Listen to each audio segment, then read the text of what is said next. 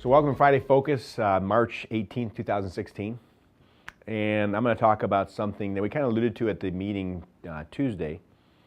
And it's about, what are we good at? And what are we bad at? I think a lot of times in our life we focus on, making the bad better. But I'm going to suggest that maybe we should make the bad even worse in some cases. Because maybe if you take the bad stuff you're bad at and don't worry about it, you can concentrate more on the good stuff. So let's talk about how this affects our practice. What are the things that we are, say, good at? Or let's say this, not even what we're good at. What are the things that our patients really want from us? What are their number one values? It's going to be the experience, so the customer experience. It's going to be respecting their time, and it's going to be results. So we give them a good experience, are mindful of their time, and give them great results, they're going to be pretty happy. Okay, and that's what our customers are looking for. They're looking for a certain experience. So they come into our office and it's very pretty. We spend a lot of money. I mean, the lobby costs over $1 million. And we have nice greeters and everybody's dressed nicely. People are polite. A new patient comes in, they're met and greeted, given a gift. We find out what they're interested and not interested in, about their lives, what they object to, their values, what they want in a doctor. We give them coffee or water. We get somebody in there to talk to them nicely and with a smile. And that's a good experience. When patients come back in for the Botox, we try to give them a good experience again, even though they've been a customer of ours before. Time, we struggle with that, but really the patients that we lose are the ones we didn't really respect the fact that they want to be in and out of here pretty quickly when they get a procedure done. Not rushed. Rush is different than respecting your time. If I go to my dental appointment at my dentist's office, I know if I don't get there at his very first appointment, he's making me wait an hour. He's my neighbor, my friend, so I still go there. I go at 9 o'clock in the morning because I know if I get there at 10, I'm going to be pissed off if I'm waiting in the waiting room. He didn't respect my time. So we had to really be sensitive to that. And then results. Okay, so results, say with the veins, we know if we don't treat all the veins, they're coming back and they're not going to be too happy. If we treat somebody with Botox and they come in and they want $200 of the Botox and we let them talk us into that, they're not getting that great a result. Probably not going to be a long-term patient. And we know with the Magic Lift, we inject 20 syringes of filler. The results are way better than the 2 syringes of filler. So I think we can all agree that our patients are looking for an experience, time, and results. And if we were to ask them to rate things, those would probably be on their top lists. At least of the patients that we want and that we treat. Okay? So there may be other things they want, and we got to ask ourselves, are we going to really be good at that? So can we be good at the experience? We know we can make a lot of effort on that. We're doing the new patient experience. Can we do better at timing, or do we all want to be good at timing? Yes. Okay, that's why we're trying to have enough people. We're ramping up our medical assistants and doctors and PAs so we can get people a timely experience. We added more rooms in Southgate. We added more rooms in Livonia last year. We added more rooms in Clarkson last year. We built out some more rooms in Warren last year. We're looking for more space in this place here in Shelby. So that's so we can get people in and out in a timely fashion. And are we getting results? We're knowing now we inject way more filler and Botox than we did, say, even 3 years ago. We know that when we're doing dermatology, that we had a PA kind of doing dermatology, and we weren't really getting really thorough with it. Now we have 2 dermatologists, and we're expanding that. So our results are getting better and better. We're buying more machines. We bought the Photona laser to get faster hair removal with less pain and better results. So we're really focusing on that. So what values might people have that we're not so good at? Okay? How about cheap? Are we good at cheap? Well, we're not. We're not good at cheap. So if a patient comes here to get filler, it's probably going to be between $2,000 and $5,000. And if you get done somewhere else, it's probably $500. But cheap is different than value. And value might be where, okay, for $4,000 you're getting 20 syringes, and for $500 you're getting 1 syringe. The 1 syringe patient's not going to be happy, but it's going to be cheap. I had a patient the other day come in and he was new to our practice and he wanted Botox, and I quoted him like $700, and the PA came to me and said, well, he doesn't want, there's a nurse practitioner came and said he doesn't want to spend that much, he wants to get 20 units that he usually gets. He's cheap. We don't want him. We kicked him out of our practice, okay? Because his value and our values are not aligned. So maybe we can't offer cheap. When people get off the elevator, they see the nice office and everybody dressed nicely. They maybe should get the cue then that that's not going to be a cheap offering. But if they get back into the room and they still want cheap, just get rid of them. We had a patient the other day came in for a tattoo, and she said, I'm price shopping. And I asked her what she was looking for primarily. And I said, we have this PicoSure laser that gets the tattoo off in less than a year, and everything else on the market takes about 3 years. She goes, well, yeah, but I want to see what's the cheapest. I just priced it real high to get rid of her. I don't want that patient. We're not cheap. If she wants the cheapest thing, it's okay to let them go. So sometimes it's okay to let somebody go or get somebody in our practice that wants something that we're not good at. Okay, we are not good at cheap. Walmart's is very good at cheap, and they have their customers. And there's people in our industry that are good at cheap, and they have their customers. But if we try to be everything to everybody, we'll probably kind of muck it up. So cheap is, I'd say, out.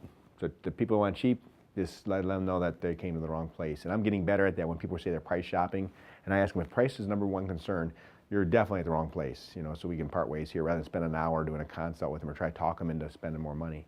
Okay? How about huge selection?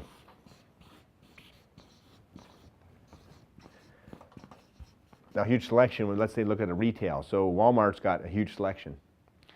And I go to a place called Menards. It's a lumberyard hardware store. And they've got like a huge selection, and they are cheap. Okay, so Menards got cheap stuff, and it's not going to last very long. And they've got a massive selection. And when I go in there, I can't find anything. It's like too much stuff. I don't need a huge selection. I may be looking to work on my vacation home, my boathouse, and I'm just looking for a number 6 screw. And I got to go through aisles and aisles to figure out where the screws are at, and then piles and piles of stuff. So I go to a local place that's a little bit more money. They've got somebody there who can give me service, and I just walk up to the front desk and go, I need the screw. And they'll walk me right back and give me the screw. I can get out of there. I'm happy to pay more for that. It's like 3 cents more or something like that. And I didn't get the selection, and I didn't get the cheapness. It wasn't made in China, probably was made in America. And I had a guy that's employed because of it. And that's my value, is having, in that case, I'm not a builder, so I'm just buying stuff occasionally. In my case, cheap wasn't it. It's more like just, I want to save time and have some value, which was the service. So huge selection, cheap. What would be huge selection in our industry? Like, let's say we bought every device out there that does every single thing. Well, I get a little addicted to buying these stupid machines. And some of them work out great, and some of them, are kind of dogs. So we try to be selective on the stuff that we get involved in. Like, let's say we said, well, because we're in healthcare, we should, do blood pressure monitoring and counseling, and we should do diabetes monitoring and counseling. We can't really do that. Okay, we're doing, dermatology, cosmetic, surgical, non-surgical stuff, veins, hormones, some hair stuff. So trying to do everything, we probably couldn't be good at that. So we can't really give a huge selection. And sometimes people will ask, like, why don't you do like, do spray tans or do facials? Okay, it's because we don't do that good. In fact, we were doing facials years ago. Estheticians know how to do that. And the facial patients came in at the exact same time as the Botox patients. So what's happening, we were tying up a Botox room that's generating a certain number of dollars per hour for a $100 facial. And even though that was a good service, it competed with the stuff we're really good at. Okay, so we got rid of it.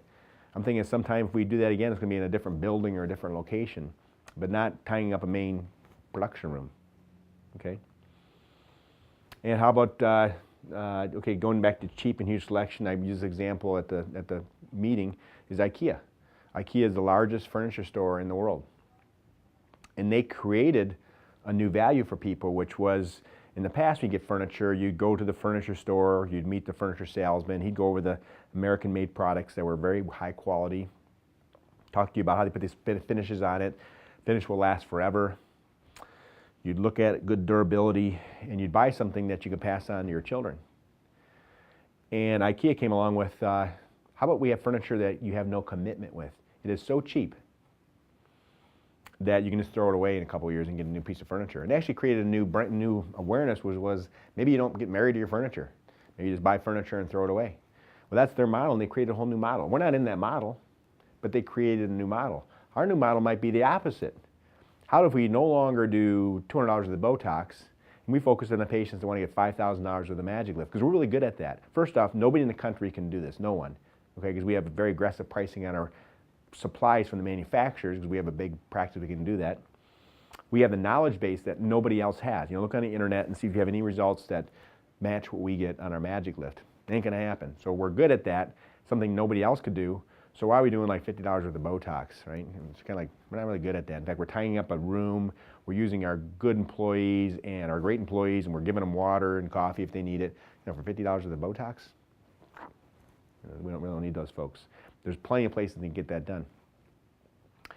And I would tell you this, that deliberately being bad at something, it services the ability to be good at something else. And sometimes I'll hear from vendors or people that say give us consultations or do like, they give us, come in here and tell us how to run the business better. And your idea is like, you want all business. You want to close every single phone call. You want every person to come in here, whether they really specifically want your thing or not, because we just need the volume of people. And I'd say, no, we don't really need that, because they might be wanting something that we're bad at, okay? So the people that want things that we're bad at, we can let them know that this is not the place for you. We're bad at that. We're bad at cheap. We're bad at doing everything. No, we're not gonna do this service that you want. Patients ask me all the time, why don't you do eye tattoos or eyebrow tattoos? Like, we're not good at that. That's kind of like not our business. We're sticking to our core things. But if we focus on what we're good at, and maybe we need to narrow down our selection a little bit and really focus on what we're good at, which would be giving a great customer service. Manage people's time. Don't make them wait here. If they're coming in 3 times a year for Botox, it's a valuable patient. If we're making them wait an hour each time, we're not giving them the experience that they wanted. And then we have a results issue. We're getting them substantial results.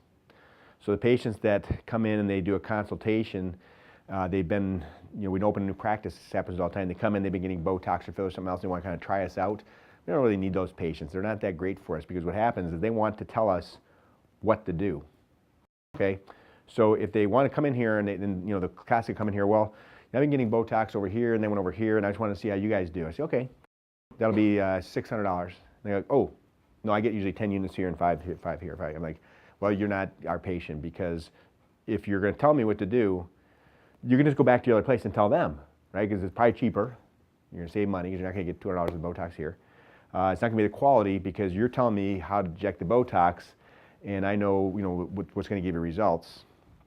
And now you're wasting my time, right? Telling me where you want me to inject the Botox. In fact, those patients always beat you up when they tell you to put the Botox in, because they think you didn't do it quite the way they told you to. So the take-home point is that let's focus on what our patients want. And I want to start doing some surveys on our patients to find out what are their top priorities or values.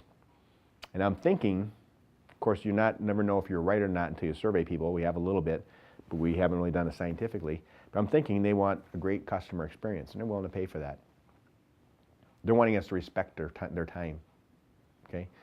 These usually people are working and they're busy and they've got a life and they took some time off and they get in here, it's kind of crowded. Even when we're stressed at night, we got to figure out a way to manage their time very well, not let people languish for hours. And they want results, okay? They also might want other things like making that hurt, so that's good to know. We can really get good at that. They might want high value. We can be good at that. We can give them, it's not cheap, but it's high value. But things that we're not good at might be being cheap. I think that's a good one. We shouldn't be cheap.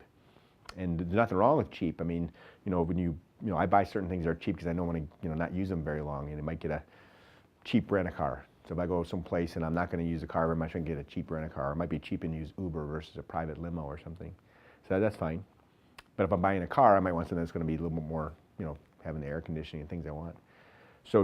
So bad in the service of good is okay. It's okay to be really bad at things. And especially in healthcare, we prejudice ourselves and say, well, we really should be good at everything. Everything we should be good at. We should be good at every aspect of what we do. No, because if you try to be good at everything, you'll be mediocre at all things, okay? But if we focus on what we're really good at, and we align those to what our customers want, maybe we find something our customers want that we're not good at. I would tell you the timing is probably one of them, okay? So we're not that good with timing. We have maybe too many complex steps to get a simple Botox or filler or derm recheck in and out of the office. A simple 2 months MFT follow-up in and out of the office. So if we get, maybe that's something we learn, we should maybe survey our patients and ask them how important time is. If it is, we should really maybe focus in on how to deliver that. And results, we know our patients want results. We know that for sure, because that's the thing they complain about, is not that they spent too much money, but they didn't get the results that they thought they were promised or they expected. You know, most common reason I'm called into a patient's room that some other provider did something with is like, they're not bitching about how much it cost. They're saying, I didn't get the results I wanted. Sometimes they'll say, well, you only spent, $500. And they're like, well, yeah, but if I had known it was, Merck wasn't gonna work, you should have just not done it. And I agree with that. That's actually a good statement. You shouldn't have done it if it wasn't gonna work. So being bad in the service of being good is okay. We should identify what our customers don't want and just get rid of them. Just, don't worry about being well at it. They might not care about certain back office things that we're spending time doing. There's probably a lot of tasks we're doing that don't really add value to the patient's experience. We should just get rid of them, okay? So find out the things that our patients don't want and we're really not good at, we're bad at, and let's get worse at them and just like not do them.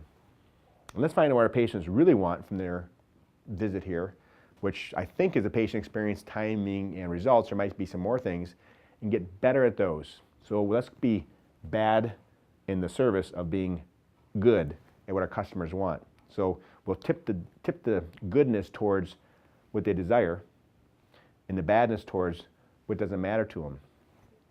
And that's Friday Focus. Thank you very much.